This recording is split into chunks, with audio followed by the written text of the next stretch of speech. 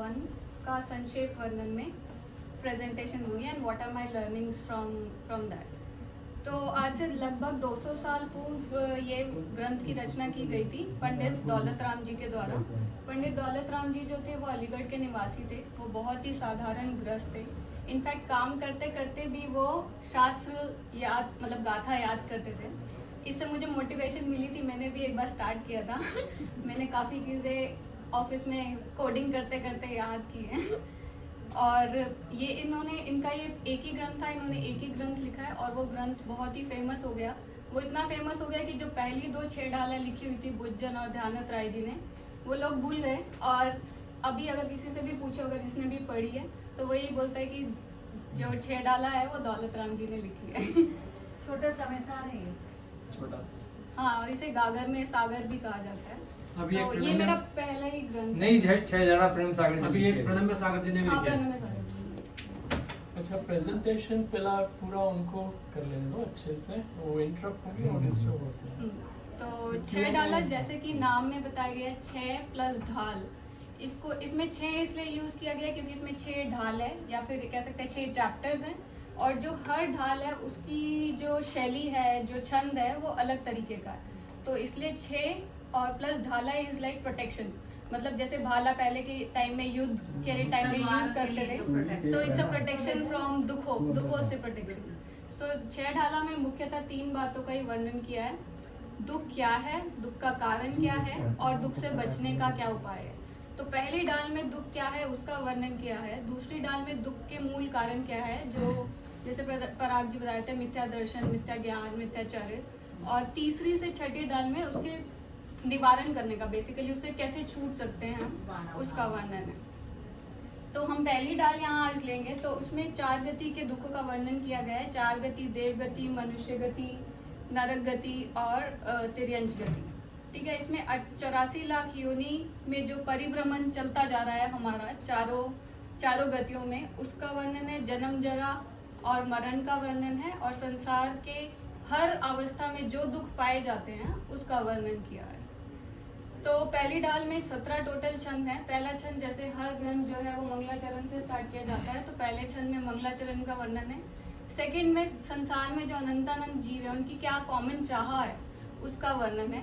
तीसरी में संसार में परिभ्रमण का कारण क्या है, कि क्यों हम इन 4 गतियों में परिभ्रमण करते जा रहे हैं। चौथे से 9 में तिर्यंच गति के दुखों का वर्णन है। तिर्यंच गति स्टार्टिंग फ्रॉम 1 इंद्रिय से लेकर 5 इंद्रिय तक, 5 इंद्रिय में भी संगी असंगी सब। और फिर उसके बाद 10 से 13 में नरक गति के दुखों का वर्णन है। और फिर 14 और 15 में मनुष्य गति के दुखों का वर्णन। और फिर फाइनली देव गति के दुखों का वर्णन।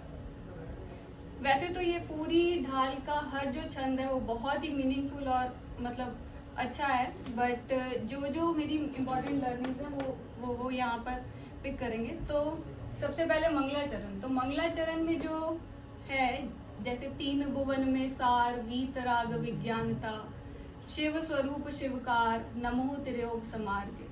तो जैसे हम चत्तारी मंगलम, अर्यंता मंगलम, ये चत्तारी पाठ जो पढ़ते हैं हम, तो उसमें आता है मंगल, उत्तम और शरण। तो इसमें भी पंडित जी ने ऐसे ही लिया है कि वीतराग विज्ञानता, 3 भुवन में सार, ये सबसे उत्तम चीज होगी। मतलब इट्स वेरी मतलब क्रक्स और इम्पोर्टेंट, तो ये उत्तम हो गया। शिव स्वरूप शिवकार, तो जो शिव करने वाला है मतलब मंगल करने वाला हो गया, तो ये मंगल भी यहाँ पर ले लिया। और फिर शरण, नमो त्रियोग समार की, मतलब मैं उनको नमस्कार करता हूँ। शिवकार करने वाला है इसलिए मैं उनकी शरण लेता हूँ। और जैसे मंगलाचरण सभी जानते हैं कि हम सब ग्रंथों की स्टार्टिंग में मंगलाचरण करते हैं, और जानते सब भी होंगे कि क्यों करते हैं। ये 4 पॉइंट सबको याद होंगे कि ग्रंथों की निर्विघ्न समाप्ति के लिए, नास्तिकता का परिहार के लिए, शिष्टाचार का पालन करने के लिए और पुण्य की प्राप्ति के लिए। बट जो इम्पोर्टेंट चीज़ यहाँ पर है, जो मतलब मेरे को समझ में आई कि ग्रंथों की निर्विघ्न समाप्ति का क्या मतलब है। मतलब जैसे मैंने ग्रंथ स्टार्ट किया, अगर किसी ने मेरे पे अटैक करना चाहा, तो इसका मतलब कि मैंने मंगलाचरण कर लिया तो कोई मुझ पे अटैक नहीं करेगा। यहाँ पर इसका मतलब ये नहीं है। यहाँ पर इसका ये मतलब है कि हम अपनी पर्सनल या प्रोफेशनल लाइफ से जब थोड़ा सा शिफ्ट होकर स्वाध्याय की तरफ आते हैं या पूजा करने लगते हैं, तो जो डिस्ट्रैक्शन हमें होता है कि मैंने गैस बंद की नहीं की, लैपटॉप चार्ज पे लगाया था कि नहीं लगाया था, तो वो डिस्ट्रैक्शन मतलब हो जाए मुझे अपनी पर्सनल लाइफ से, और मैं सारा ध्यान अपना यहाँ पर फोकस कर पाऊँ। यहाँ ग्रंथों की निर्विघ्न समाप्ति का मतलब वो है। ऐसा ना हो कि कोई अटैक कर रहा है तो हम शुरू कर दें, मंगलाचरण कर देते हैं।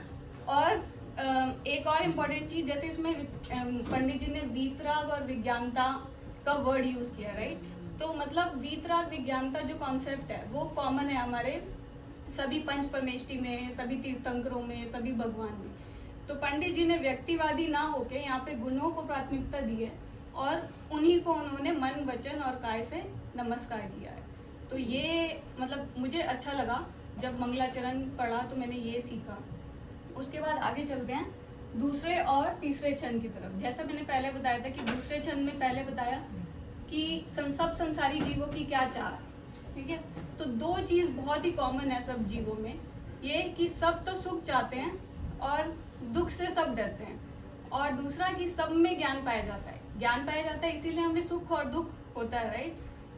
तो और इसमें इम्पोर्टेंट ये था कि 4 तरह के वैसे तो सुख होते हैं, कि जो इंद्रिय से आ रहा है, या जो मन से आ रहा है, या जो कषाय की मंदता से आ रहा है, या जो मेडिटेशन वगैरह करने से आ रहा है। लेकिन सभी संसारी जीव 2 चीज पे ही फोकस करते हैं, एक तो हो गया इंद्रिय सुख और एक हो गया मानसिक सुख। तो ये काफी अच्छी चीज थी। और फिर उसके बाद था संसार परिभ्रमण का क्या कारण है। जैसे थर्ड में बताया उन्होंने, महा मोहम्मद पियो अनादि भूल आपको बरमतवादी। तो यहाँ पर मदिरा का एग्जाम्पल यूज किया गया है, और वो भी मोह के कंपैरिजन में। तो मतलब अनादिकाल से मोह रूपी मदिरा को पी के इंसान भ्रमण करे जा रहा है। जैसे होता है कि शराब का नशा तो फिर भी 2-4 घंटे में उतर जाएगा, बट जो मोह का नशा है वो तो जन्म जन्मांतर तक रहेगा, और उसी की वजह से हम 4 गतियों में भ्रमण करते रहेंगे। उसके बाद आगे पंडित जी ने फिर अब यहाँ से 4 गति का वर्णन जो है, मतलब दुखों का जो वर्णन है वो स्टार्ट किया गया। तो जैसे 4 से 6 उन्होंने स्प्लिट किया बहुत अच्छे से, कि 4 से 9 में उन्होंने तिर्यंच गति को पूरा एक्सप्लेन किया, राइट। बट 4 to 6 उन्होंने स्प्लिट किया कि एक इंद्रिय और मतलब निगोद के दुखों का वर्णन किया, जिसमें उन्होंने, तो उसमें स्थावर और त्रस जीव 4 से 6 में कवर किए, और उसके बाद 7 to 9 में उन्होंने कवर किया संगी असंगी पंच इंद्रिय उसको, ठीक है। तो ये सभी जानते हैं, आई थिंक मेरे को बताने की जरूरत नहीं है कि एक इंद्रिय में 5 कायिक होंगे। बट जो इम्पोर्टेंट चीज वो ये है कि वनस्पति कायिक जो हो गया वो 2 तरह का हो गया, साधारण और प्रत्येक। तो ये मतलब बचपन से क्वेश्चन होता था कि जैनिज्म में, क्योंकि दूसरों को एक्सप्लेन करना पड़ता था जब हम बाहर जाते थे, तो जो हम जमीकन क्यों नहीं खाते जैनिज्म में, एक बेसिक चीज जो पेरेंट्स ने बताई थी वो ये था कि अंडरग्राउंड में उगता है इसलिए हम लोगों में नहीं खाते, इसमें जीव ज्यादा होते हैं। बट ये ग्रंथ पढ़ने के बाद ये थोड़े फंडे क्लियर हुए कि जो साधारण होता है उसमें एक शरीर में अनंत स्वामी होते हैं। तो अनंत स्वामी होते हैं, तो और वो मतलब उसके 2 मेन दुख इनमें बताए हैं, 2 पहले 4 और 5 में, कि एक तो अनंत, ये एक शरीर के अनंत स्वामी होते हैं, और ये एक श्वास के 18वें भाग में जन्म मनन करते हैं, और सब एक साथ जन्मते हैं, मरण करते हैं और आहार करते हैं, जिसको हम देख भी नहीं सकते, मतलब इतना छोटा होता है। तो इसीलिए हमारे जैनिज्म में मना किया जाता है कि हमें जमीकन नहीं खाना चाहिए, कहीं हम अगले जन्म में निगोदिया जीव ना बन जाए। तो ये अच्छा था। और जैसे मैंने बताया कि एक निगोदिया जीव 18वें जन्म में जन्म मरण 18 बार एक श्वास में जन्म मरण करता है, कि एक श्वास में 8-10 बार, राइट। तो पर लेकिन हर निगोदिया जीव 18वें भाग में जन्म मरण नहीं करता, सिर्फ अपर्याप्त जीव ही 18वें भाग में जन्म मरण करता है। और फिर है नेक्स्ट लास्ट 6th वाले छंद में बताया, जो वनस्पति वाले हैं वो प्रत्येक साधारण दोनों निगोदिया कहलाते हैं। नहीं, सिर्फ साधारण जो है वो निगोदिया कहलाते हैं, प्रत्येक तो जैसे आम हो गया वो हम ग्रहण करते हैं, एक जीव में और वो एक शरीर जीव में एक स्वामी। एक शरीर में एक स्वामी। हाँ सॉरी। किसका इच्छा? तो ये त्रस जीव भी अब जैसे सबको पता है कि ये 2 इंद्रिय होती है, 3 इंद्रिय, 4 इंद्रिय, 5 इंद्रिय। बट यहाँ पर जो इम्पोर्टेंट चीज थी वो ये थी, मेरे को हमेशा याद करने में डिफिकल्टी होती थी कि 2 कौन सा 3 कौन सा, तब कोई रैंडमली पूछ लेता था तो कंफ्यूजन होती थी। तो ये एक याद करने का इजी तरीका निकाला कि जो घिसट कर चल रहा है वो 2 इंद्रिय, जो जमीन पे चल रहा है चींटी हो गया, जैसे वो 3 इंद्रिय, और जो उड़ रहा है मच्छर मक्खी वो हो गए 4 इंद्रिय। 4 इंद्रिय। तो आगे जो है वो जैसे मैं बताया कि तिर्यंच गति को 2 पार्ट्स में स्प्लिट किया है कि स्थावर और त्रस, और फिर संघी और असंघी। तो संघी और असंघी में जैसे संघी में आ गया जो मन सहित हो गया, और असंघी मतलब जो मन रहित हो गया। तो मेन डिफरेंस जो असंघी और संघी जीवों में तिर्यंचों में होता है वो यही कि उसमें सम्यक्त की प्राप्ति नहीं होती है। असंघी में भाषा का ज्ञान नहीं होता, उसमें अपनी सोचने समझने की शक्ति नहीं होती। लेकिन इसी वजह से जैसे वो दूसरों के द्वारा छेदा जाता है, बेधा जाता है, मारा जाता है, या अपने से बलवान पशुओं के द्वारा खाया जाता है। बट जैसे संघी है वो मतलब नॉलेज होने के बाद भी, भाषा का ज्ञान होने के बाद भी तीव्र कषाय की वजह से या संश्लेष परिणाम की वजह से, क्योंकि वो दूसरे को मार रहा है जो उससे वीक है, राइट, तो उसकी वजह से वो इतने बुरे परिणामों से मरता है कि वो नेक्स्ट जो उसका आने वाला जन्म है उसमें वो नरक गति में जन्म ले लेता है। तो ये इज अ गुड ट्रांजिशन कि कैसे कोई तिर्यंच गति से नरक गति में एंटर करता है।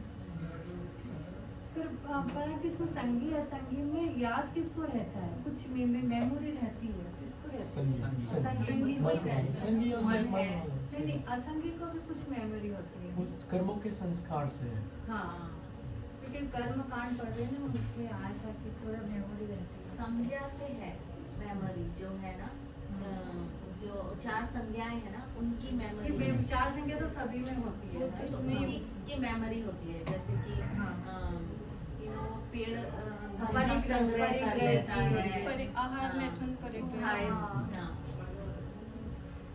तो अब आगे नरक गति के दुखों का वर्णन। इसमें पंडित जी ने नरक गति के जब दुखों का वर्णन किया है तो वो ऐसा किया है कि एकदम रोंगटे खड़े करने वाला, कि तहाँ भूमि पर सुख दुख ऐसो ये, और जैसे मतलब सारे बताएं कि उनके आगे से आने वाले दुख कि कोई असुर है वो आपस में भिड़ा रहा है, मन से पैदा होने वाले दुख की हमारी तीव्र कषाय बढ़ रही है कि उसने मेरे साथ उस जन्म में ऐसा किया था तो मैं ऐसा कर रहा हूँ। सबसे बचने के लिए वो पेड़ के नीचे बैठता है तो ऊपर से पत्ते ऐसे गिरते हैं कि पूरा शरीर जो है छलनी हो जाता है। तो शारीरिक दुख। और जब वो छाया से बचने के लिए पेड़ के नीचे बैठा, उसका शरीर कटा, तो उसकी जो दर्द हुआ उसके लिए वो नदी में कूदा। वो नदी भी ऐसी थी कि जिसमें सिर्फ खून ही खून था, या फिर कृमिकुल कलित देवदाहानी। तो ये सब, और फिर वेदर से रिलेटेड दुख की जो है एक्सट्रीम कोल्ड, एक्सट्रीम गर्मी, और ये सब भूख प्यास के दुख की इतनी भूख लग रही है लेकिन खाने को मिट्टी मिल रही है, इतनी प्यास मिल रही है लेकिन पीने को पानी नहीं मिल वाली थी। यहाँ आ जाए तो कितने कोस तक हम मर जाएंगे। तो ये अच्छा था, मतलब इसके बाद डर लगने लगा है अभी। उसके बाद आगे है मनुष्य गति के। उसके बाद किसी कर्म के योग से अगर वो 1 सागर तक वहाँ रहने के बाद मनुष्य गति में जन्म भी ले लेता है तो मनुष्य गति में फिर दुखों का वर्णन जन्म से ही स्टार्ट हो जाता है। गर्भावस्था में इतने दुख बच्चे को सहने पड़ते हैं कि वो एक जेल की तरह है, जहाँ पे मूव नहीं कर सकता बच्चा, अपनी इच्छा से कुछ नहीं कर सकता, जहाँ पर है वहीं पर रहना है, नो लाइट, नो मतलब कुछ भी नहीं है।